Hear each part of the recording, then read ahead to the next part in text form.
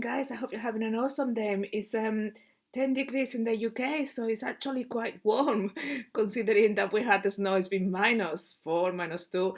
So I just went to the shops. It was so lovely with the sun was shining and just been and bought most of the stuff for Christmas. The veggies, I'll get them on the 24th, just before the Christmas day and Boxing Day.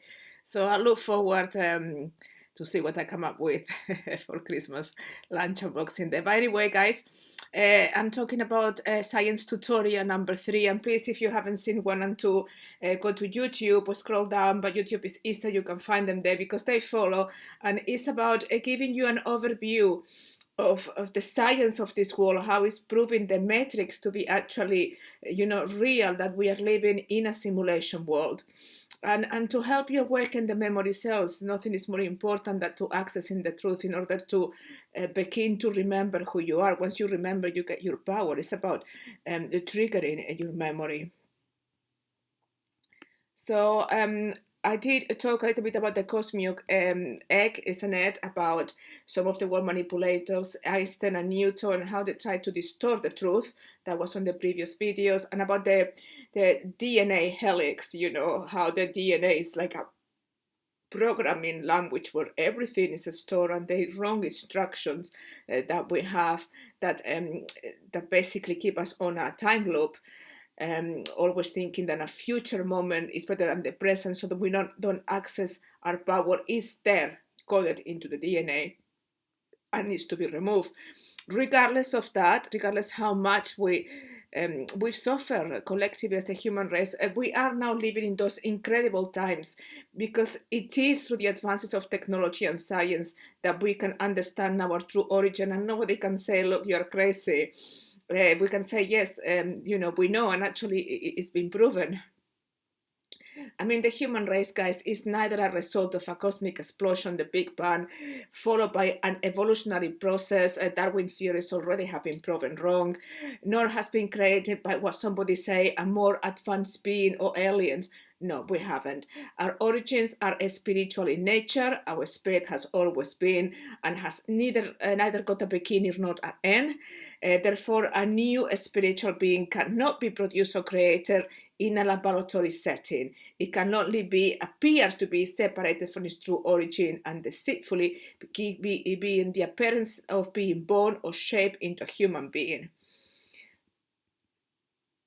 And basically what happened that our consciousness was disconnected, perceived to be disconnected, it's the trick of the magicians, it's a matrix, from our divine essence, and altered to project our shadow self as human beings and the matrix collectively. As individuals, we project our shadow in others, and then we blame others for how they treat us. Collectively, we have created a government, a royal family, celebrities that are conditioning us continually. Yeah. So once born into human beings, unfortunately, guys, yes, we have been, experimented upon. It's just how it is, isn't it? Our DNA has been altered. These genetic changes in our DNA were designed to implant automatic mental patterns that have been running our lives without most of us being consciously aware. Basically, apologies, the thought comes first, then that gives way the feeling, then the feeling feeds the thoughts, and it's like a constant loop where the thoughts feed the feeling. We think we are our thoughts, that they come from within, and the thoughts thinks that we is us, that's the ego, that's the identity that has host our body, that's got nothing to do with us. But most of us think that we are that who thinks and feels when we are not. Yeah. So in previous videos that I've done, and on the books of God's Revelations of God's Zion Cosmic Game, I have explained how the originators was the first couple that disconnected from the source and manipulated others into actually disconnected, and including they actually had a major part of how the metric was created to imprison the consciousness within its confined walls. But what we haven't yet covered is how a spiritual body, from a scientific point of view, becomes human, and how from one universal consciousness the rest of the human race was born, because we are all one. And these answers can only be provided now because we need the current advances of science, especially the up-to-date science of quantum physics, who are the only ones who've actually looked at those things that cannot be explained. They've looked at to the unknown, because till now science could only just look at those things that they can measure, but more of the things are unmeasurable. So also technological advances in what regards building humanoid robots using the latest artificial intelligence discoveries. All of this knowledge we needed to understand how they created a human race. We know that the spirit is consciousness, is the composition of our inner self and life force. As a consciousness cannot be created, it's always been there. But from manipulated consciousness, many virtual infinite shapes for an artificial beings and other form of consciousness can be produced, giving the appearance of inhabited planetary world, a world.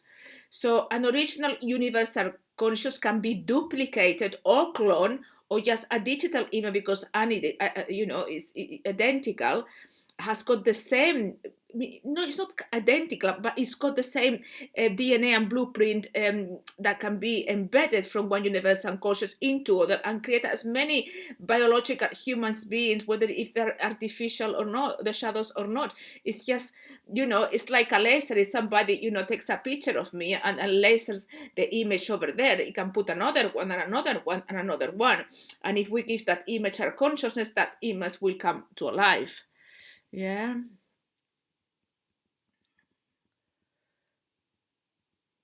I mean, the thing with modern science is that it's discovering a world that is more beautiful and explicable than most of us could ever imagine.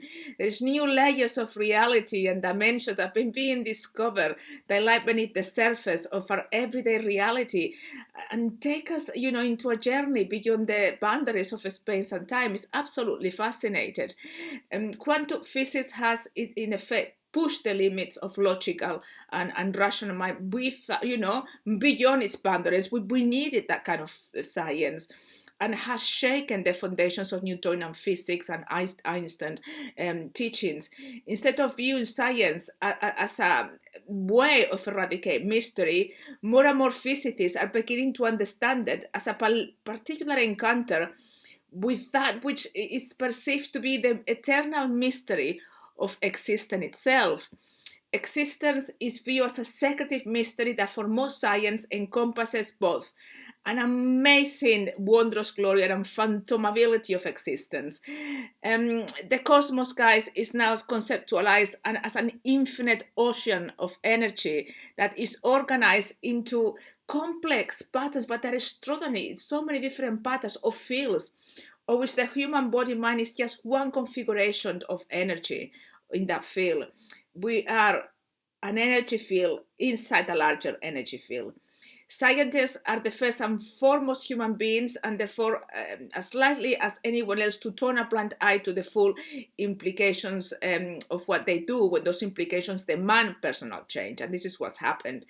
If everything is interconnected, and if the view that our ordinary reality is made of discrete objects is largely a construction of our minds, then we must stop behaving as if we are separate beings and assume our essential oneness with everybody else, and assume responsibility that nobody's against us and nobody is being nasty. We don't need to be victims. Suddenly traditionist ideals such as compassion and generosity, selfless service, forgiveness, non-judgment and patience materialize within our hearts, because we realize that that person, that kindness that we do to that person, we are doing it to ourselves, and it's going to bounce back. The more goodness you give, the more goodness you give back. It's like the more money you give away, the more money you receive. But people tend to, detach from everybody, see them separates and hold on to money because they fear, and then that's what they remain, that they remain alone and in scarcity. For some 100 years, science has developed under the spell of the ideology of materialism, matter being the ultimate touchstone of reality. But by the end of the 19th century, that spell had become so overpowered that many scientists went as far as denying the existence of consciousness. It wasn't until the 1960s, so that's not very recent. That's not a long time ago, when under the impact of psychedelic experimentation, psychologists came to the rescue, kind of thing, and began to look into the so-called altered state of consciousness. Most people have taken ayahuasca drugs, well, not drugs, it's herbs that give you a shift of consciousness, or magic mushrooms, or really good organic weed, psychedelic drugs that give you a high of and you have experienced that amazing connection to the source. This has opened new areas of inquiry and creative thought. It also led to a new tolerance among scientists towards those things that are not immediately obvious or measurable, but are nonetheless important to a fuller understanding to our reality and to become a worthier human being.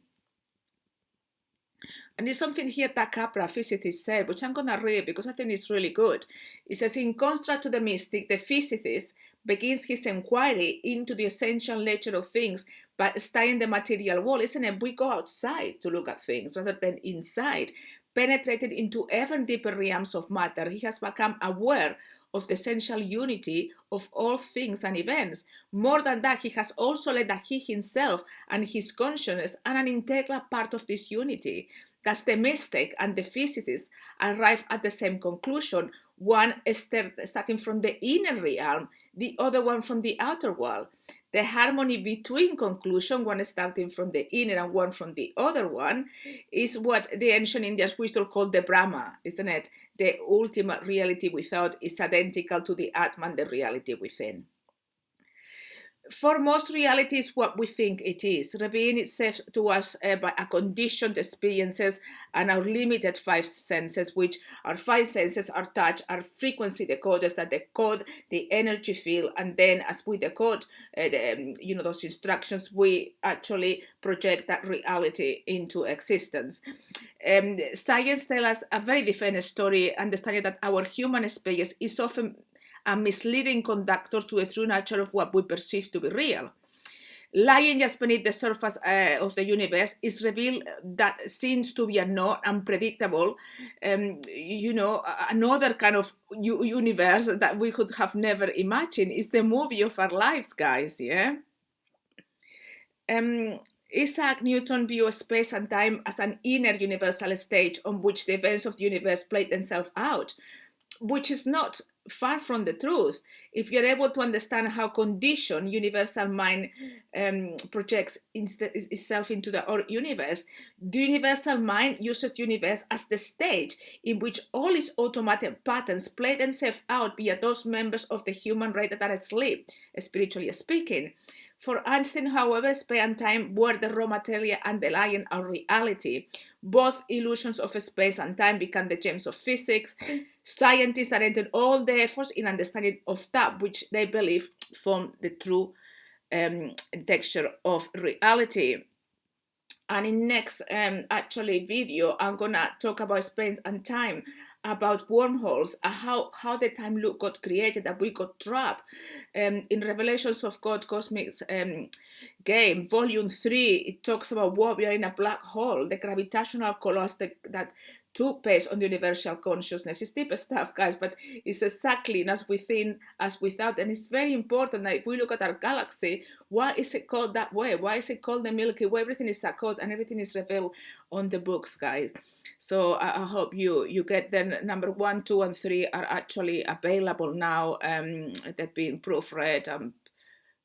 Amazon told me they put an earlier copy of all my books. I went completely mental, but I thought, well, everything happens for a reason.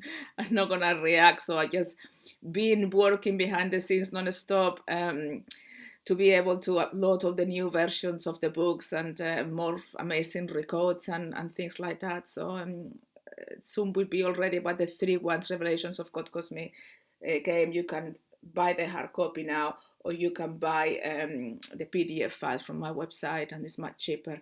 Anyways, guys, till next video, I'm gonna do another video about the shadows, how to recognize them, master them, and conquer them. and how they target us. Where do they live? Where are they? How can we see them? All of that is going to be revealed in the other video, guys.